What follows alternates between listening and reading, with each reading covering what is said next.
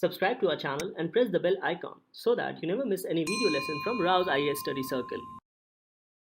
Hello and welcome to Daily News Simplified, an answer to what, why, and how of newspaper reading from an examination perspective. Now, today we shall discuss the important news which has appeared in the New Delhi edition of the Hindu newspaper dated 20th January 2021. The news to be discussed has been displayed on your screen, and timestamping for the same has been provided in the description box below. So, on this note, let's start our today's discussion from an examination perspective. Now, the first article to be taken up is the lead article appearing on page number 6. It says, "A plaintive lament on liberty that rings hollow, as examples show the judiciary's callous attitude at every level towards human liberty is destructive of the rule of law." Now, primarily, this article highlights about liberty and freedom and as to how Supreme Court through its decisions with respect to granting bail has been selective. So, in this article, the author has raised certain uncomfortable questions for the judiciary, and particularly with respect to the case of Arnab Goswami, where the Supreme Court granted bail to the journalist. However, there have been other instances where journalists and other citizens have not been granted bail. Now, the issue highlighted by the author is not regarding bail, but that of equal treatment. As the author has said, that the Supreme Court has not been fair in treating Arnab Goswami on one hand and other journalists or citizens who have been languishing in jail and whose bail petitions are denied regularly by High Court or Supreme Court. So it is here where the aspect of selective bias by the judiciary comes into picture. And it is this selective bias which has been raised in this particular article through various examples. So the author says that while being selective, the Supreme Court has ignored the very important aspect of freedom and liberty as enshrined not only in the fundamental rights but also in the preamble to the Constitution of India.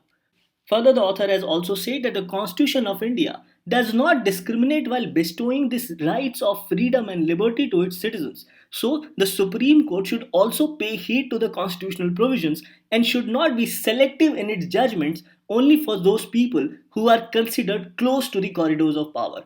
And it is here where the author says that judiciary must follow the rule of law. And based on this, the author has also highlighted that judiciary's callous attitude at every level towards human liberty is destructive of the rule of law. So, apart from going through the views of the author in this article, let us also understand about liberty and freedom and also the views of John Stuart Mill on liberty. Now, regarding the aspect of selective bias, the article says that the Supreme Court, apart from the case of Arnab Goswami, has chosen to turn a blind eye on number of petitions on habeas corpus. Now, a petition on habeas corpus is basically a writ petition which can be filed in either the Supreme Court of India under Article 32 of the Indian Constitution or in the High Court under Article 226 of the Indian Constitution. Now, regarding this filing of writ petition in Supreme Court under Article 32, this also becomes a part of fundamental right, hence is covered under Part 3 of the Indian Constitution. Now, in number of instances, the Supreme Court has stated that it is the wrong place to file a writ petition and the petitioners should rather go to the High Court to file writ petition of habeas corpus. Now, this aspect has been challenged in this article as the author says that the right to approach Supreme Court under Article 32 for writ petition of habeas corpus is very much within the right of any person in India, as Article 32 is a part of fundamental rights regarding right to constitutional remedies, which says remedies for enforcement of rights conferred by this part, that is Part 3. So, the right to move the Supreme Court by appropriate proceedings for the enforcement of the rights covered by this part is guaranteed. So, Article 32 says that the Supreme Court shall have power to issue directions or orders or writs, including writs in the nature of habeas corpus, mandamus, prohibition, quo warranto, and certiorari, whichever may be appropriate for the enforcement of any of the rights conferred by Part 3, that is fundamental right. So yes, Supreme Court has the right to entertain writ petitions, especially under habeas corpus. Now, habeas corpus means to have a body. And generally, a writ of habeas corpus is filed when a person is arrested and is kept under the police custody for long period or for long duration of time. So the author here highlights that the Supreme Court, apart from the case of Arnab Goswami, has not been equal in treating others, especially regarding granting bail. And these different cases are incarceration of social activists in Bhima Koregaon case, jailing students who protested against Citizenship Amendment Act, especially after the Delhi riots, lockdown imposed in Kashmir after abrogation of Article 370, as the lockdown literally suspended human and fundamental rights in the erstwhile state of Jammu and Kashmir.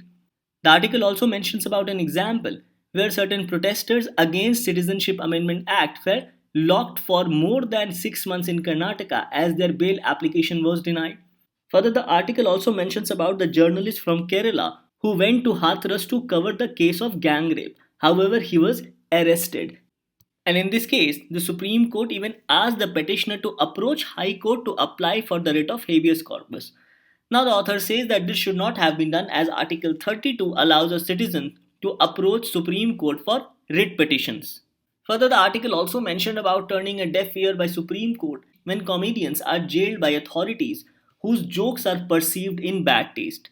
Now, the author also mentions about an arrest where the person had not committed any crime but was arrested on grounds of future anticipation that his comedies may be in bad taste in the future. So, these are the examples where the author says that the Supreme Court has not been fair in granting bail to all the citizens on equal terms. So, the issue highlighted in this article can be summarized as: first, liberty and freedom is becoming a cherished right to be enjoyed only by few who are perceived powerful. Second, Supreme Court has not treated cases equally but has rather applied selective bias in treating certain cases specially or differently. So it says that the Supreme Court breaking the rule of law by deciding cases not on the ideals of justice and equality but for the sake of convenience, as many bail applications are routinely denied for many but accepted for one. And another aspect highlighted in this article is that local court denied bail application for a crime which was never committed but rather anticipated. So, as a part of the conclusion, this article has taken up a statement delivered by the Supreme Court judgment in the case of Arnab Goswami, where the Supreme Court stated that deprivation of liberty, even for a single day, is a day too many. So the author says that by not following its own judgments, Supreme Court is setting up a dangerous precedent for allowing bail petition only for those who are close to the corridors of power. So this asymmetry or inequality must be corrected as soon as possible. So, after understanding what has been prescribed in this article, let us also understand about freedom and liberty. Now, before understanding these values about freedom and liberty, first of all, let us go through the question asked by UPSC in the prelims of 2019. In the context of polity, which one of the following would you accept as the most appropriate definition of liberty? Options were: A. Protection against the tyranny of political rulers. B. Absence of restraint. C. Opportunity to do whatever one likes. And D. Opportunity to develop oneself fully. Now, a very general definition of liberty can be said to be absence of constraints. However, there are other aspects as well. Now, this question mentioned about: which article of the Constitution of India safeguards one's right to marry the person of one's choice? And the options are: A. Article 19, B. Article 21, C. Article 25, and D. Article 29. Now, this particular question also becomes relevant in the present context, especially in the backdrop of forced conversion. So, understanding this aspect of liberty becomes very important. So, Article 21 mentions about protection of life and personal liberty. It says that no person shall be deprived of his life or personal liberty except according to procedures established by law. So, the aspect of personal liberty becomes part of Article 21 of the Indian Constitution.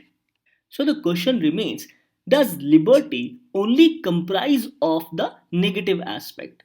Now, Article 21 regarding protection of life and personal liberty is a part of Part 3 of the Indian Constitution, that is fundamental right, and specifically it becomes part of right to freedom. Now, this aspect must be remembered because similar questions have also been asked by UPSC in the past.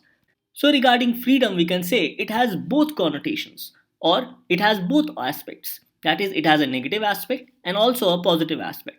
Now, the negative aspect of freedom can be said to be absence of constraints.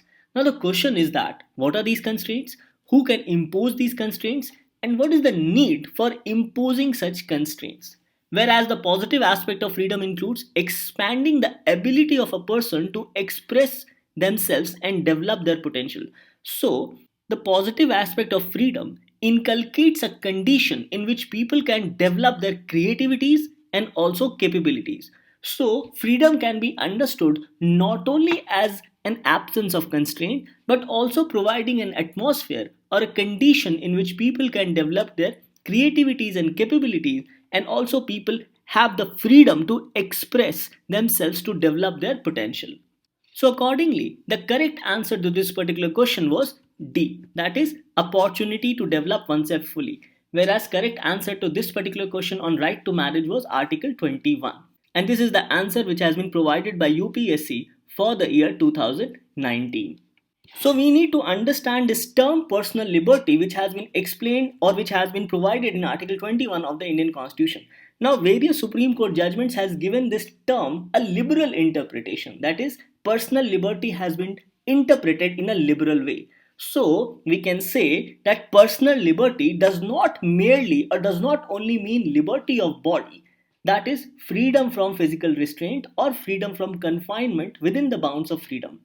So, liberty in this context also means freedom beyond arrest or detention, freedom beyond false imprisonment, and also freedom beyond wrongful confinement.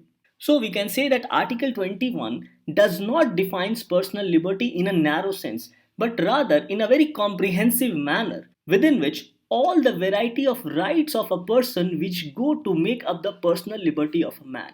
Now, this aspect was highlighted in the very important and famous judgment of Maneka Gandhi.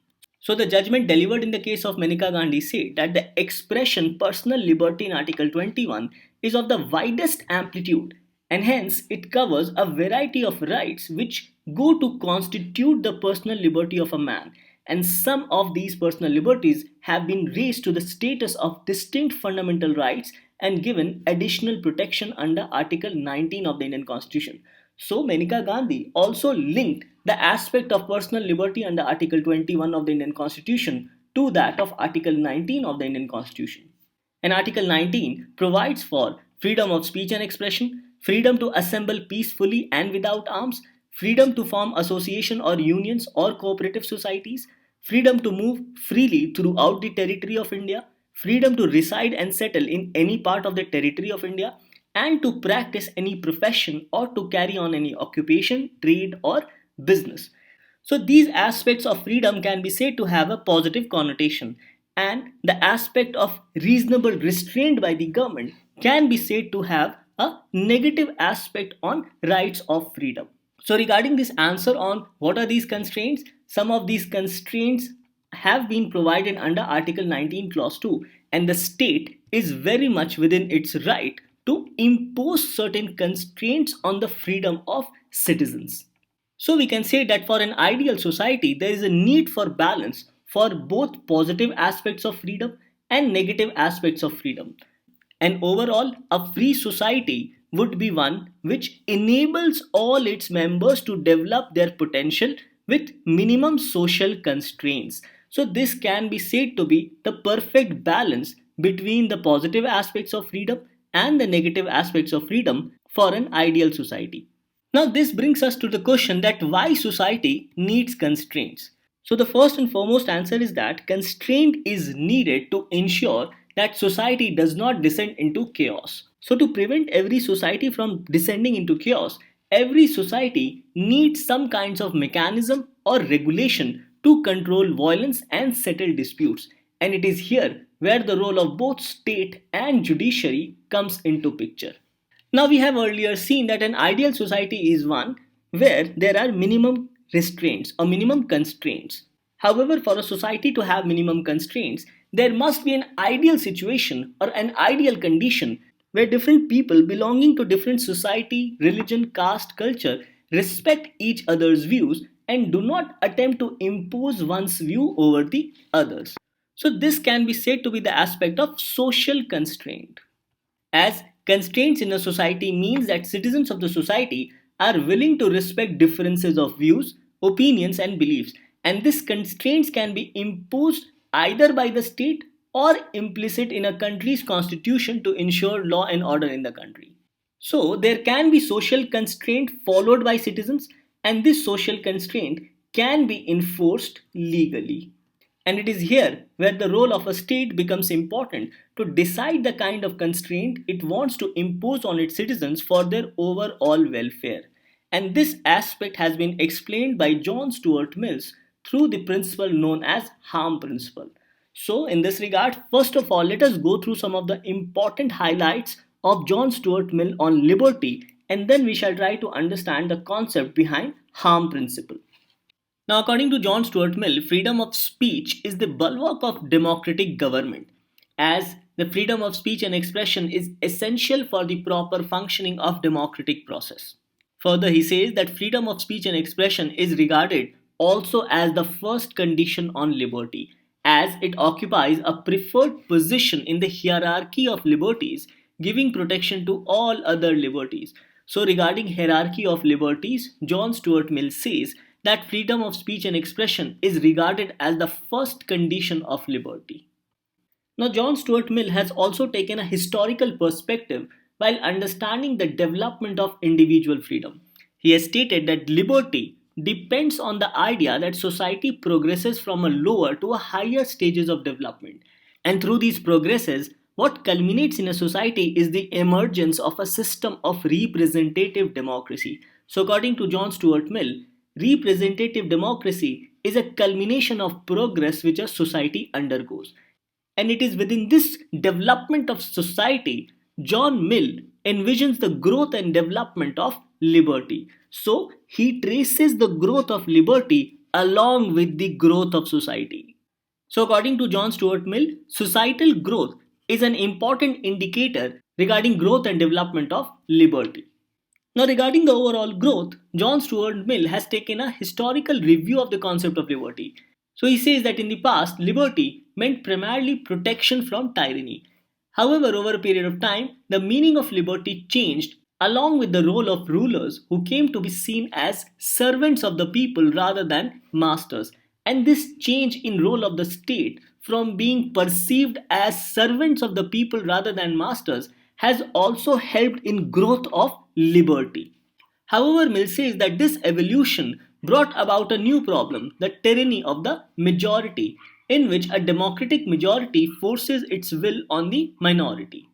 Now, Mill here says that this state of affairs can exercise a tyrannical power even outside the political realm through forcing public opinion. So, Mill highlights that when forces such as public opinion stifles individuality and rebellion, here society itself becomes the tyrant by seeking to inflict its will and values on others.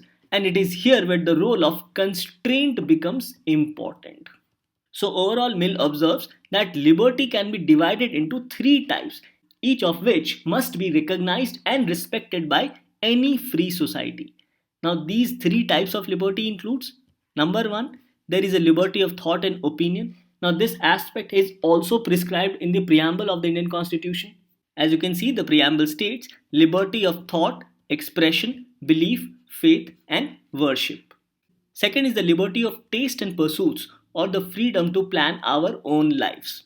And third, there is the liberty to join other like minded individuals for a common purpose that does not hurt anyone. Basically, the freedom to join association.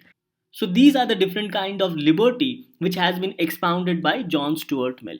Now, after understanding the views of John Stuart Mill on liberty, let us understand his harm principle. Now, according to John Stuart Mill, there can be two kind of actions. Number one, self-regarding actions, and second, other regarding actions. Now, in self-regarding actions, these can be said to be such actions that have consequences only for the individual and no one else. For example, taking up any profession. Now, this does not have an impact on any other person. However, regarding other regarding action, these can be said to be certain actions which may have consequences for others. For example, reckless driving, hate speech, etc. And it is this kind of other regarding action where state can impose legal constraints. However, Mill says that regarding self-regarding action, State should not interfere in citizens' life or their day-to-day decisions. So this is what is harm principle. So after understanding about liberty and freedom, we can see that freedom is at the core of human society and it is very crucial for a dignified human life, and it should only be constrained in special circumstances. Now, regarding the harm principle, the harm caused must be serious, and any legal constraints imposed by the state must be for serious consequences and not for minor harm, as Mill recommends only social disapproval for minor harm and not the force of law. So, overall, we can say that these principles must be followed by the government and judiciary to ensure that citizens are not unnecessarily restrained or constrained or illegally detained for minor harms which does not need the full might or iron fist of the state. And overall, we can say that judiciary and state must ensure equality without discrimination in their day-to-day functions. Now, this topic becomes important both from our prelims as well as mains examination point of view.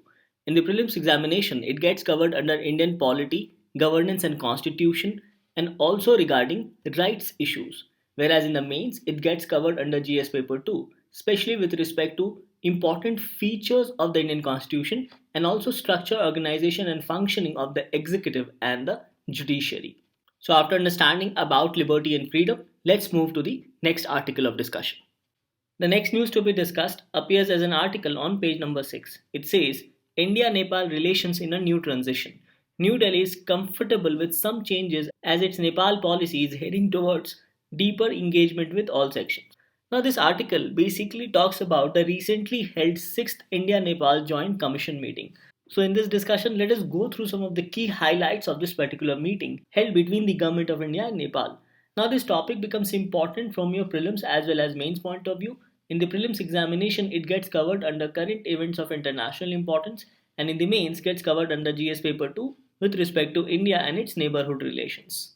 So, several aspects were discussed in this particular meeting between India and Nepal. Both countries explored ways to further strengthen the traditionally close and friendly ties. Now, this becomes important, especially in the backdrop of strained relation between India and Nepal, especially due to border dispute. Next, it focuses on key areas of development such as connectivity, economy, trade, power, oil and gas, water resources, political and security issues, border management, developmental partnership, tourism, culture, education, and even capacity building. So, both sides agreed to cooperate on all these aspects. Further, there was also a mention about the efforts made during COVID 19. And here, close cooperation between India and Nepal was considered, especially while combating COVID-19 pandemic. Further, Nepal also congratulated India on the remarkable success regarding production of two COVID-19 vaccines, namely Covishield and Covaxin, and also requested for an early provision of vaccines for Nepal. Now, both sides also discussed about extension of existing petroleum pipeline and also establishing new petroleum pipeline. So both India and Nepal discussed about extending the Motihari Amlekganj petroleum products pipeline to Chitwan and also agreed to establish new pipeline on the eastern side connecting Siliguri to Jhaffa in Nepal. So the pipeline has been established between Motihari and Amlekganj in Nepal, and the governments want to extend this to Chitwan. Now regarding Nepal, this is Jhaffa, and both governments want to connect a new petroleum pipeline from Siliguri of India to Jhaffa of Nepal. So going through the map becomes easier for you to find the location of these important places. Further, both countries also discussed about cross-border railway connectivity and its benefits. Here, both sides welcomed the completion of work on the first passenger railway line between India and Nepal from Jayanagar in Bihar to Kurtha via Janakpur in Nepal. Now, both countries also discussed future railway connectivity projects, including a possible Raxaul Kathmandu broad gauge railway line. Now, Raxaul is situated in Bihar. Further, both sides also mentioned about the importance of facilitating cross-border movement of people and goods. And for this, an integrated check post has been created at Birganj and Biratnagar in Nepal. And both governments agreed that the integrated check posts have helped in seamless movement of people and trade between the two countries. So again, the aspect of connectivity and trade was focused in the meeting. Further, discussion were also made regarding expediting hydro projects between India and Nepal. And here both countries discussed about the Pancheshwar multi-purpose project, which according to both India and Nepal have numerous benefits for people of both countries. Now as you can see in this map, this is where the Pancheshwar hydroelectric power project is, and it is very close to Uttarakhand.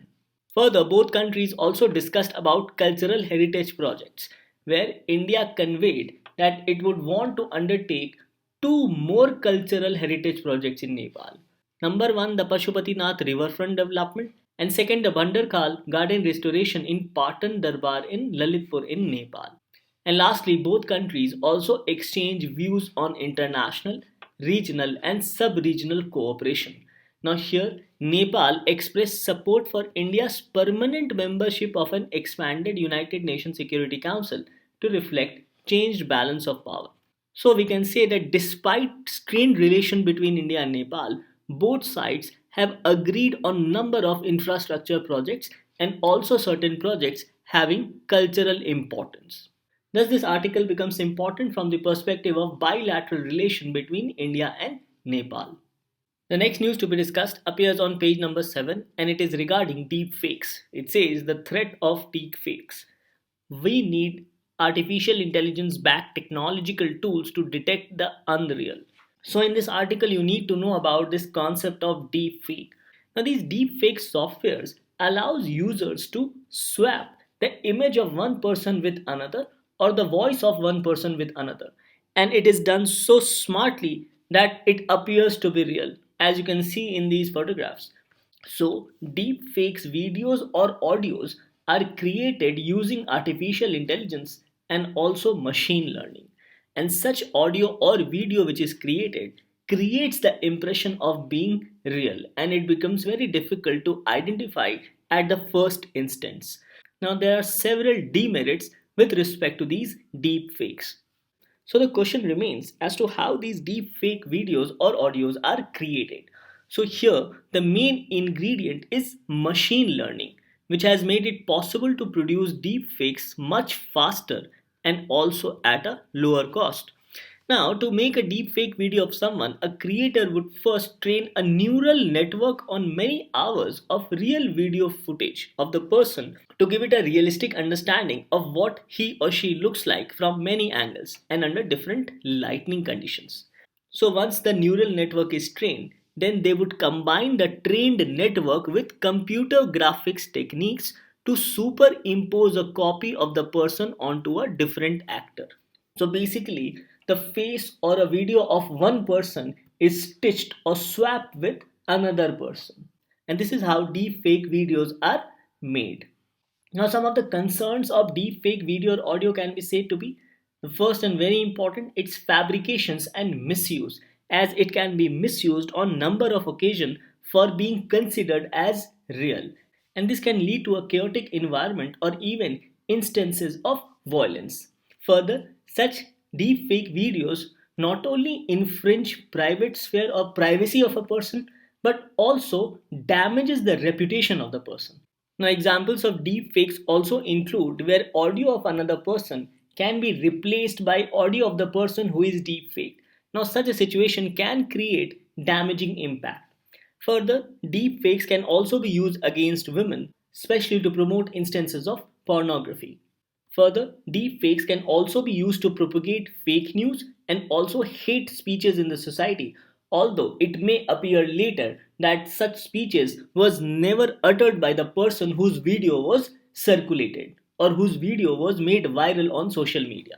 So, such instances of use of deepfakes can threaten internal security of a country, as such deepfakes can be used by terrorist groups to target certain politicians or even certain officers. And such use of deepfake can also cause political instability in a country, as such deepfakes can also be used against political adversaries. Further, use of deepfakes can also disrupt market forces, as fake advertisements or fake content against rival companies or business can be circulated in the media, which can have a damaging impact on the company concerned.